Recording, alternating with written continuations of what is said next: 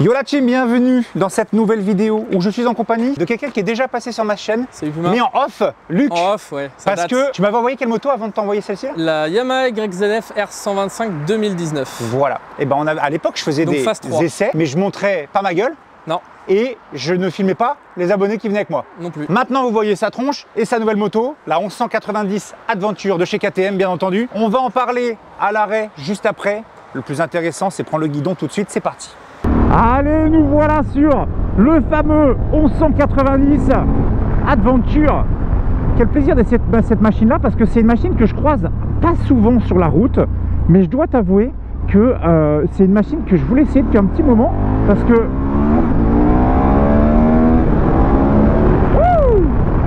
en fait on parle beaucoup de la 1290, mais la 1190 pardon, et finalement entre guillemets on va dire la grande sœur à l'époque, la petite sœur à l'époque du 1290. Là on est sur le moteur, c'est un moteur que vous connaissez, c'est un moteur qu'on retrouve dans la RC8. On est sur, je vais vous dire tout de suite les bases, c'est simple, on est sur 150 chevaux, 118 Nm de couple, avec bien entendu le V-twin et le poids 230 kg. Alors peut-être légèrement plus avec ce que j'ai au popotin, avec voilà les protections, tout ça, il y a sûrement peut-être un petit peu plus de poids. Mais en tout cas, merci à toi Luc de m'amener cette moto là, parce que j'ai plein de choses à dire sur ce modèle là, déjà que j'ai pu rouler quelques kilomètres avant. Déjà premièrement, moi la position je la kiffe, parce que j'ai l'impression d'être sur un trail, mais un mélange aussi de supermoto. C'est marrant la position, parce que déjà la selle, elle t'englobe le popotin, mon pote, comme il faut. Niveau confort, on sent derrière qu'on a une petite bosse au niveau des fesses.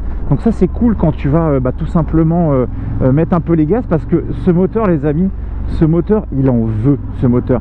Il veut marcher. Ah, ça a frotté pour la BM devant, pour la Merco. Pas de shifter up-down. Je vais m'arrêter 3 secondes. Alors, j'ai l'impression, les amis, j'ai l'impression d'avoir un barbecue Weber entre les jambes. Oh, la chaleur, mon pote. En plus, là on est en alerte canicule, les gars. C'est chaud. Oh non, je l'ai éteint avec mon doigt. Mais oui, mais je suis trop bête. Redémarre-toi, merci. Donc, pour Accra, écoutez-moi un petit peu ça. Oh là là, mais quel plaisir Accra sur les motos, c'est toujours très très cool. Donc on va repartir.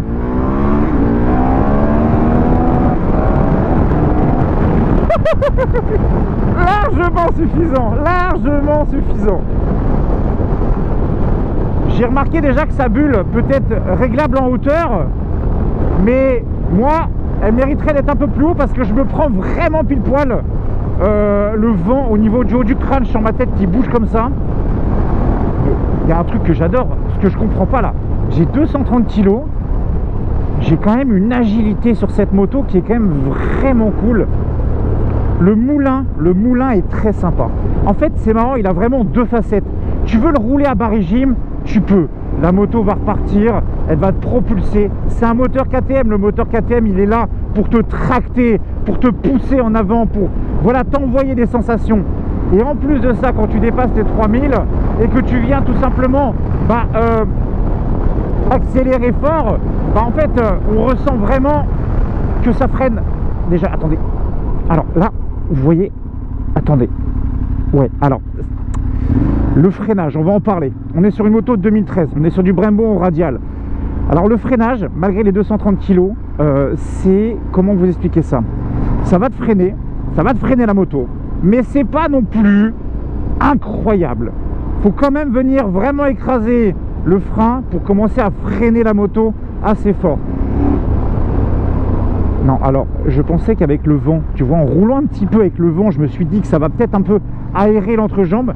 Je vous jure que j'ai les knacky balls qui sont en train de suer sa mère. Qu'est-ce qui fait chaud là-dessous? Oh là là là là là là là. Quand tu pars en road trip avec cette machine là dans des endroits où il va faire très très chaud, ça peut être très cool en hiver parce que t'as pas froid, hein, ça c'est sûr. Mais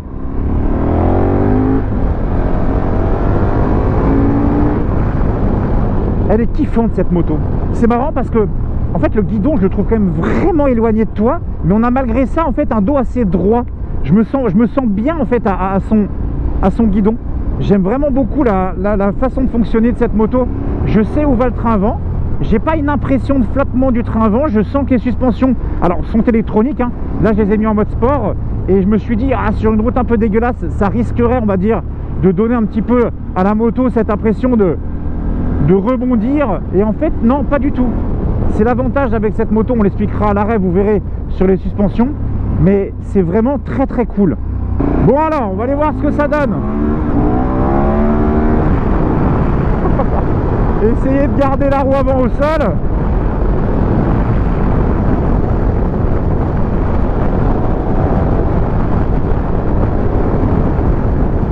Elle est très très sympa à rouler cette moto. Ah, elle est très très sympa. Mais bordel, mais je suis sur un barbecue. J'ai trop chaud. J'ai trop chaud. Ah, je vais être obligé de m'asseoir sur la selle arrière. Je crois que là, on est sur un barbecue géant. Mais c'est pas possible de me chauffer autant les boursettes, c'est pas possible. Ah bah d'ailleurs au passage, sachez quelque chose, la selle arrière passager, elle est super confort, hein. Vraiment confort.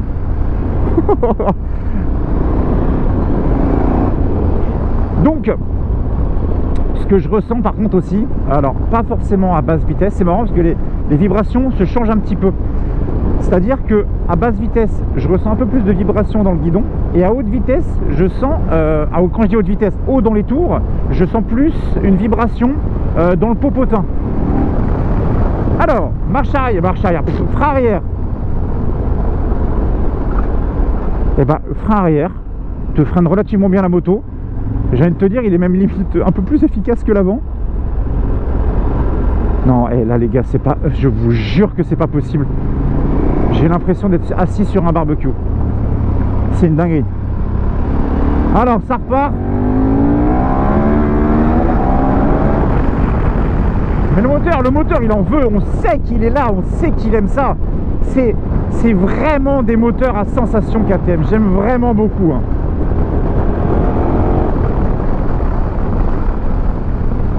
J'aime vraiment beaucoup ces petites 1190. Je pensais pas que ça allait tracter autant. 150 chevaux, même si entre guillemets on est sur le même moteur que les RC8, KTM a revu un petit peu, on va dire ta cartographie pour te permettre tout simplement d'avoir plus de couple à bas régime, forcément un peu moins là-haut. C'est ce qu'on demande à un trail. Un trail, on demande que ça tire un peu en bas à mi-régime, mais mine de rien, quand même, là-haut, elle a quand même des sensations. Elle a quand même, vous voyez, c'est génial les gars, en vrai c'est génial, cette moto est trop bien.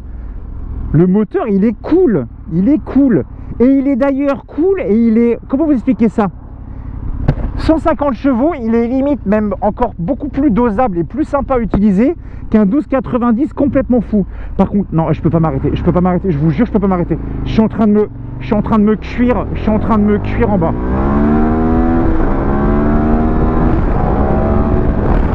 Mais on peut pas accélérer. On ne peut pas accélérer. C'est pas possible. On ne peut pas accélérer. C'est abusé. Pourtant, je suis même pas avec les gaz en grand, hein. Je suis vraiment tranquille sur les gaz, hein. C'est génial. Cette moto est géniale. Mais c'est vrai, en vrai, on va pas se mentir, hein. C'est vraiment dommage qu'elle chauffe énormément entre les jambes, hein, parce que elle a beaucoup d'atouts, hein. On a une moto qui est super confort, on a une moto qui est relativement vive et agile, on a un moteur, il en veut ce moteur, il est très sympa ce moteur, avec le petit pot à cra. Ah, il lui manquerait un petit shifter, je t'avoue qu'il lui manquerait un petit shifter, peut-être, alors vu que c'est une Red by Wire, non c'est Red by Wire, ouais, si je pense, non par câble, non je pense que c'est par câble. Bon bah on peut mettre au moins un shifter up, un petit shifter up, ça pourrait être kiffant. Ah mais moi quand je suis assis sur un trail les gars, vous savez comment je m'imagine moi je m'imagine avec les grosses valoches, devant, derrière, la grosse moto, et puis tu pars enquiller les routes, comme ça, à rouler des milliers de kilomètres, tu pars découvrir le monde en moto. Mais ça, je kifferais vous faire ça encore en vidéo. Ça serait vraiment incroyable d'aller se faire ça. C'est vraiment kiffant le trail. Alors, pour la boîte, je la trouve très souple.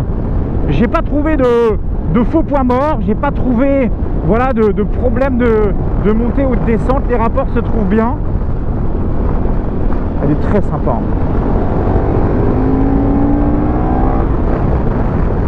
Ouais, le frein avant par contre, le frein avant mériterait quand même d'être un peu plus puissant.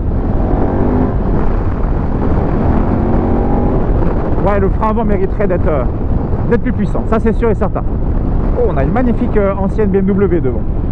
Maintenant que nous sommes à l'arrêt, Luc, Ouais. ma toute première question. Pourquoi avoir choisi cette Katoche et pas une autre? Alors j'étais pas parti sur ça au départ, j'étais parti plutôt sur 1200 Capot Nord ou Tracer 9. Ok. J'avais des doutes sur la fiabilité de la 1200 Capot Nord. Et Donc tu es en train de me dire que... Tu es en train de me dire, Luc, que tu es en train d'hésiter entre Aprilia ou KTM en termes de fiabilité. Ouais. Surtout à l'époque. Ouais.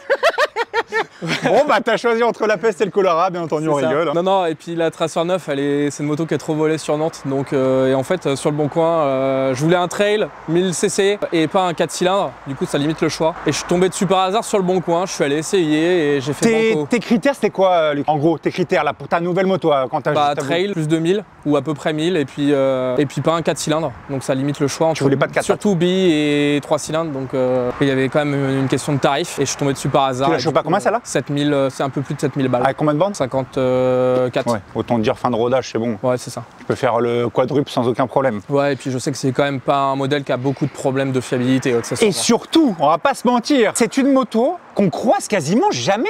Non, alors depuis que je l'ai, j'en vois quelques-unes sur Nantes. Mais la 1190, en vrai, et je trouve qu'elle a assez bien vieilli. Oui. Visuellement parlant. Ouais, la coupe, je trouve qu'elle fait pas vieille. Pourtant, elle est 2013. Non, elle est encore acérée, ouais. Après, il y a un truc qui joue aussi, c'est qu'elle est équipée de LED. Donc ça la rajeunit un petit peu quand même. Exact. Mais d'origine, elle n'est pas en LED. Ça s'allume ici, ça? Ça ici, là? Ouais, là, t'as le bandeau V qui est allumé. Ça fait quoi quand tu allumes ça? Oui, alors, faut pas regarder la lampe en haut, j'ai un petit problème de... Ouais. Il y a un côté qui s'allume et il y a un côté qui est fort. Ah oui, d'accord, ok. Donc ça t'allume un tout petit peu comme ça. Ok. D'ailleurs, regardez. Le petit sticker boiserie fait plaisir. Et il m'a mis un sticker Lord Puma que j'avais fait il y a...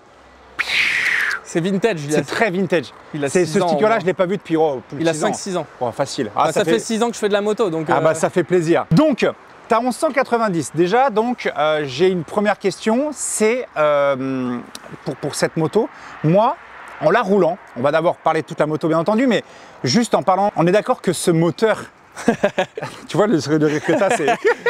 Non mais on est d'accord, le moteur il est génial. Ah oui, non mais il est incroyable. Il est hyper polyvalent parce qu'il peut se rouler pépère comme il peut demander à l'arsouille. Mais le problème c'est que ça va très très vite. Et bah c'est là où on se rejoint. Moi tu vois, je disais en roulant que en fait je trouve que ce moteur te permet de rouler à basse vitesse. Tu sais, tu peux enquiller, tu sais, mettre les gaz à bas régime. Elle part sans trop avoir de vibration. Et une fois qu'elle est là-haut, ça devient complètement bête. Ah ouais, non mais je pensais que ça allait fracasser un peu à bas régime. Et en fait pas tant que ça, bizarrement.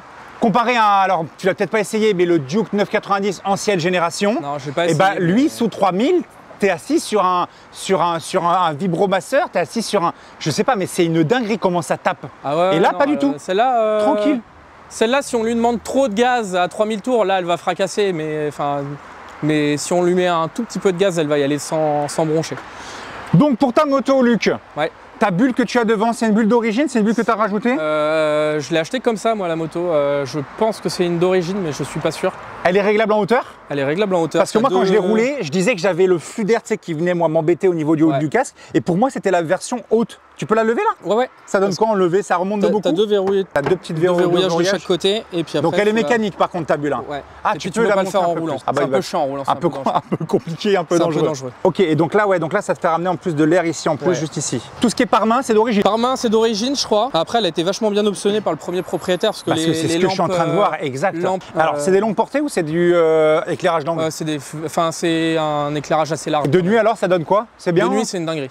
Ah ouais? Ouais. Tu vois bien comme il faut? Ouais, carrément. Parce que moi, je roule la moitié du temps de nuit quasiment et c'est idéal. Après, normalement, l'Alphard, il est en halogène de base. Jaune, ouais. Et dans les anciens propriétaires, c'est passé en LED. Ouais, le mec l'a bien. Parce que le croisement, il éclaire normal, on va dire. Et le plein phare, autant dire que je suis un 35 tonnes. Hein. Ah ouais? Ah non, mais c'est génial ça. Le plein phare est insolent. Je vois comme un plein jour. Donc, si on regarde un peu les protections que tu as sur ta moto, tu as des parcs-artères qui sont ici. KTM. Ça, c'est du Katoche. Ça, c'est du Katoche. Donc, tu l'as des deux côtés, sur le côté droit et sur le côté gauche. Ouais, il y a des deux côtés. Okay, ouais, des deux côtés, tu l'as. Ton sabot en alu. Sabot, option Touareg. C'est quoi? Touareg, c'est une marque, c'est un sous-traitant de KTM. C'est pas la marque d'accord. KTM et c'est comme la bagagerie Touratech. Pardon d'ailleurs. Ah, Touratech. Ouais, ça y est, ça me dit quelque chose. Ok, Touratech. Et du coup, sabot alu et puis toute la bagagerie alu. Là, normalement, j'ai les valises. Ah bah d'ailleurs, on va en parler tout de suite. Regardez un petit peu comment dire. Regardez un petit peu comment ça a été foutu. Alors, c'est des supports Touratech? C'est tout Touratech. D'accord. Regardez sur la droite, sur le côté d'échappement. Il y a un problème de symétrie. Voilà, c'est pas symétrique, c'est plus large sur la droite. Et sachant que là, vous avez le support sans les valises, sur lequel les valises vont peut-être venir se rajouter quasiment jusque là. Donc ça veut dire que quand tu mets ta valise sur le côté droit, tu dépasses au niveau de ton guidon. Ouais, et d'habitude, on va pas se mentir. Je suis plus large côté droit que côté gauche. Bah, surtout qu'en plus de ça, on va pas se mentir, quand tu fais de la moto et que tu as des valises, on a toujours dit, en général, quand tu as des valises qui sont bien faites normalement, on dit toujours, si ton guidon passe, derrière ça passe. Non, sur celle-là, ça passe pas. Et même côté gauche, ça passe. C'est un peu trop? C'est plus large côté, c'est quand même plus large côté gauche, mais faut se méfier. En interfile, faut avoir le coup de main, faut connaître le gabarit. Faut faire attention quand même. Ouais. Tes rétroviseurs, c'est d'origine? Parce que moi, j'en ai pas parlé en roulant, mais ils sont très bien, ils ne vibrent pas, on voit très bien dedans. Non, rétroviseur d'origine KTM. Full origine. Même en tapant dedans, ça vibre pas, franchement. Ok. Je vois que tu as des petits pads ici Adventure, tu as qu'à rajouter là? Ouais, il y a quelques petites chinoiseries. Qu'est-ce que tu as rajouté en chinoiserie sur ta moto, Luc? J'ai le pad là. Ouais. Oh, ça y est, je l'ai vu. Oh, tu l'as, oui, ça. Alors, j'aime pas le orange, mais j'ai quand même mis du orange bizarrement sur la KTM. J'ai les petits diabolos qui sont sur le bras. Ah, les petits diabolos aussi que tu as ici, ouais, bien sûr. Une petite touche. Et puis hier, je l'ai monté. Ah, qu'est-ce que tu as monté? J'ai monté une petite grille de réservoir. De radiateur? Une grille de radiateur, ouais. Ok. T'as même pas mis avec un petit KTM marqué en orange, quoi, histoire de faire encore le kéké orange? Non, même pas? Non. Il y en avait qui étaient avec marqué 11,90 Adventure, mais je trouvais que celle-là était sympa. Donc j'ai acheté une bulle courte aussi, mais je ne l'ai pas mise vu que je faisais de la route. Surtout qu'en plus de ça, je pense que là, les amis, on va se rejoindre dans moins de 5 secondes quand j'ai terminé ma phrase. Luc, ta selle, c'est un banger? Elle est un peu dure quand même. Ah, mais moi, je me... Bah, alors, t'as le cul. Pourtant, moi, je la trouve géniale. Pourtant, c'est une KTM patte, donc c'est une confort. C'est une confort. Alors au début, elle est confortable. Bah moi, j'avais pas mal au cul, je me sentais bien. Et l'arrière, parce qu'en vidéo, là, on en parlera après, là, barbecue de beurre. L'arrière, le popotin. L'arrière est bien, mais moi, j'avoue que là, ce matin, pour venir, quand tu fais 3-4 heures de route, tu commences à avoir un peu mal. Ah ouais, mais non-stop. Ouais, presque. Bah voilà, mais après, tu cherches aussi. Nous sommes obligés de nous arrêter tous les 2 heures de base. Au bout de 2 heures, ouais, on commence à avoir un peu mal. Oui, un peu comme alors. Après, je pense que c'est un cumul de selle un peu dure et de vibrations. Et là, on va parler de quelque chose. Et là, je pense, les amis, si vous êtes possesseur de cette moto, Luc, je pense que tu as la KTM Adventure édition Weber, édition barbecue. On se rejoint là-dessus. Oui, c'est le plus gros défaut de cette moto. Oui. C'est une dinguerie, la chaleur qu'elle te dégage au niveau de cette zone-là, sur les 2 côtés d'ailleurs. Oui, des 2 côtés. Et qu'importe la vitesse, tu dis avec le vent, ça va peut-être améliorer, le vent ferait passe. Non. Pas du tout. Que dalle, rien. Que dalle. Alors très bien en hiver. Par contre, je pense que tu la roules en hiver, celle-là, par rapport à un peu froid. C'est mon seul véhicule, donc elle roule toute l'année, par tous les temps, sur le verglas. Elle n'a pas fait encore le verglas, celle-là, mais elle. Mais donc l'hiver, bien. Bah l'hiver, je sais pas encore, parce que je l'ai acheté. Ah bah oui, tu l'as acheté il n'y a pas très longtemps, c'est vrai. Je l'ai acheté après mon accident, je l'ai acheté en février, je crois. Et bah je pense que tu me diras des nouvelles en message privé sur Insta, mais je pense que. Je pense que l'hiver, je vais être bien, ouais. Ah bah oui, parce qu'en été, c'est chaud quand même. En été, c'est chaud. C'est trop chaud. Bah après, ça dépend du trajet, mais ouais, ce matin, même avec 25 degrés, là, il y a des endroits où... Ouais, tu sens que tu as les pattes qui chauffent. Ou sur le coup, tu le sens pas forcément, c'est en descendant de la moto, ou en écartant les pattes et que tu récupères de l'air frais, là, tu sens que tu as eu chaud aux pattes. C'est immense. Voilà, je ne peux pas expliquer, vous avez vu ça juste avant quand j'étais en train de rouler, c'est exactement ce que j'explique et on a eu la même sensation. Par contre, il y a quelque chose qui est bien, c'est que la moto, quand tu la regardes de face, elle n'est pas trop prononcée, tu sais, en termes de largeur. Non, elle fait un peu Vestrom. Non, mais pourtant, elle est fine. Elle te déflecte bien le vent, je trouve, au niveau des jambes. Elle est efficace. Bah, en fait, du coup, elle est trop efficace au niveau des jambes, ce qui fait qu'on a trop chaud aux jambes à cause du moteur. Mais... Et tu avais dit que tu avais peut-être apparemment une sorte de plaque à mettre ou quelque chose comme ça. Ouais, il y a un accessoire, soit Amazon, soit AliExpress, qui se met là, par là. Ouais. Pour faire un cache comme ça pour éviter que l'air chaud remonte. Et mais finalement, j'ai peur que... ça va peut-être te faire chauffer le moulin aussi. Hein. Ouais, c'est pour ça. En fait, je me tâtais à le mettre, mais en fait, j'aime bien voir l'intérieur derrière le cadre. Et puis de 2, en fait, j'ai peur qu'après, le moteur il chauffe trop, alors que là, en soi, quand on roule, il chauffe pas trop. Mais par contre, il dégage beaucoup de chaleur. Dégage beaucoup de chaleur. Il dégage beaucoup de chaleur. Mais en termes de chauffe, il chauffe pas tant que ça. Moi, il y a quelque chose que j'ai bien aimé, c'est le son de ta bécane avec le Accra. Ouais. Il est cool. Il n'est pas ultra overpuissant, mais le son est bien. T'emmerdes pas trop le monde. mais il manque un shifter, je pense. Oui, je suis d'accord. Et puis. C'est le pot Accra ou c'est la ligne complète Accra que tu as? C'est juste le pot Accra. Mais en fait, du coup, normalement, il est équipé d'un. Moi, il était équipé d'un. La moto était équipée d'un haro de base. D'accord. Où on pouvait enlever la chicane. Mais en fait, à force de rouler tout le temps et tout, c'est un peu trop. Il est quand même sympa. Et puis le silencieux était moins joli. Et celui-là est plus gros. Ouais, il est plus mais large. Au niveau des couleurs et tout, il est plus joli. Il fit bien avec la moto, je trouve. Et puis, ouais, c'est ça, il fit bien. Donc c'est pour ça que j'ai remis celui-là, mais c'est vrai qu'il chante un peu moins. T'as encore le kata par contre. Ouais. Ouais, on le voit en dessous, ouais. Regardez juste ici, là. Après, en vrai, je crois qu'il suffit juste de l'ouvrir et d'enlever la cartouche dedans. Et il y a toujours le cylindre du kata, mais il peut y avoir plus de kata dedans si je veux. Je crois. Mais en tout cas, moi, je trouve que le son est cool. Moi, je trouve que, parce qu'après, comme tu disais, avec le haro, trop. C'est cool de faire du bruit, mais au bout d'un moment, tu as les oreilles. Ouais. C'est du chou-fleur, quoi, après. Ouais, c'est chiant. Mais c'est vrai que les petits pétaradements, les pétaradements. Ils sont agréables.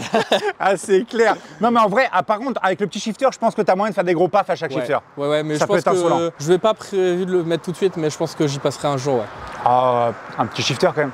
Ouais, mais là, il y a la révision des 60 qui va faire mal, donc... ouais, mais un petit shifter. Il y aura sûrement un shifter un jour. Ouais, je pense, un petit shifter. Faut que je joue avec mon mécano, mais...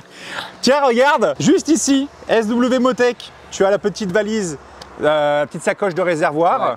Donc, toi, t'as pris, c'est quoi? C'est leur médium, celle-ci, leur petite? C'est leur plus petite? C'est la petite, et puis, mais j'ai aussi un gros sac qui se met le dry bag? Celui qui se met à cheval. Ouais, celui-là, le dry bag, ouais. Parce que j'avais acheté ça pour faire un road trip avec mon phaser.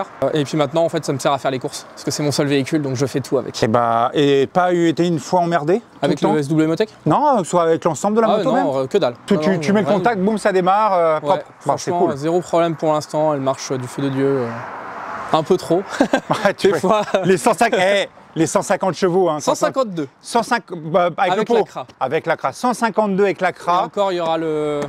Tu vas lui mettre un petit stage 1 ou quoi? Alors je suis passé chez Shiftech. Ouais. Et le problème, c'est qu'ils n'ont pas débloqué le calculateur sur celle-là. Ah, celle-ci n'est pas faite. Mais prochaine révision, faut que je vais changer le filtre et je vais mettre un BMC ou un Cayenne, un truc comme ça. Histoire qu'elle respire un peu parce qu'elle ne respire pas assez. Ouais, ça manque un petit peu de souffle. Donne-lui de l'air, en vrai, ça traîne. Ça manque un peu de souffle. Bon, en tout cas, on va parler par contre de quelque chose qui, je trouve, avec les années, ils ont finalement amélioré que le visuel. Parce qu'en fait, tout ce que tu as sur ton compteur, on le retrouve maintenant toujours sur les autres motos KTM. C'est que le visuel qui va changer. Ouais, bah c'est les anciens compteurs des 1290 première génération, ils avaient ça, ce compteur-là. Exactement. On a donc le contour qui va de 0 à 12 000. On est d'accord, Luc, à partir de 3 000, elle devient cool. Ouais.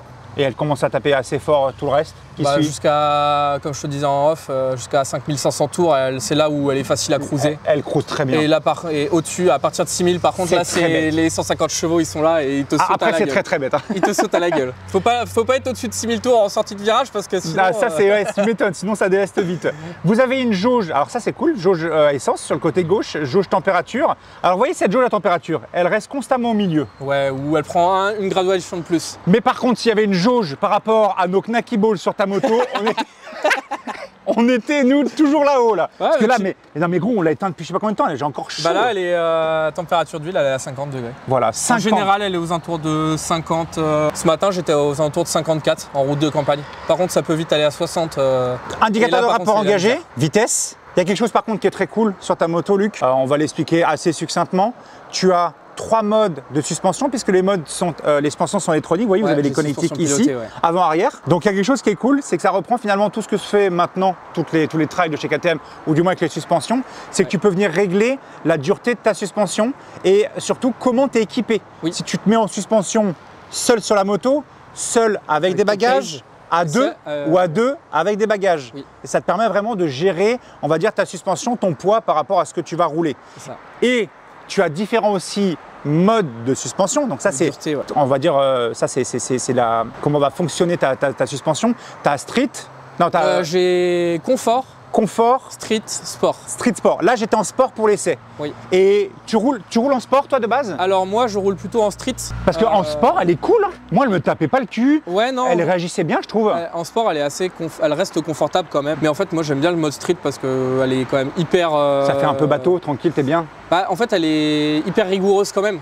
Mais elle garde quand même un petit peu... Pour les dodanes, c'est quand même un peu plus agréable que le sport. Ouais, tu m'étonnes. Et par contre, le sport, pour aller arsouiller, limite, cette moto-là, je pourrais autant la foutre dans des chemins parce qu'elle a un mode off-road, autant je suis sûr que je peux aller la mettre sur piste, ça irait quoi.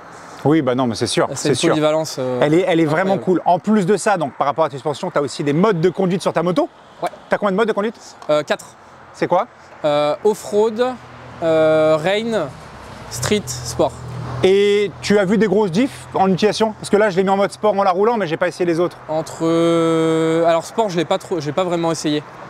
Parce que en fait déjà en street c'est largement suffisant. Hein. Sport elle est cool hein. Sport elle est cool ouais. J'ai fait une insertion de voie rapide en mode sport, ouais c'est cool. Va, quoi. Ouais tu m'étonnes. Et le rain en fait ça te bride la moto à 100 chevaux je crois. Et elle est quand même assez agréable à conduire en mode rain. Elle va être smoothie. Ouais. Bah, en même temps, c'est pour éviter d'avoir. Elle est presque plus agréable à bas régime, elle vibre moins, presque. Elle est presque plus souple. Bah, en parlant de smoothie et d'accroche, pourquoi t'as pas les mêmes pneus avant-arrière sur ta moto? Bah, ça, faudra demander à l'ancien propriétaire. Tu sais que, alors, moi, je vais être honnête avec toi. Oh, le petit Gex. Je vais être honnête avec toi, et d'ailleurs à vous aussi qui me regardez, je déconseille très fortement, sur une moto, je parle du moins, d'avoir deux marques de pneus différents ou deux modèles différents. Mais je m'en suis pas aperçu tout de suite, moi. Parce qu'en fait, ce qui est très dangereux par rapport à ça, c'est que deux pneus différents, ça veut dire deux accroches différents, deux façons de fonctionner différents, deux temps de chauffe différents, deux descentes de température différents, deux feelings différents en termes de freinage et de mise en angle. Et en fait, la problématique, c'est que tu vas avoir aussi des usures différentes.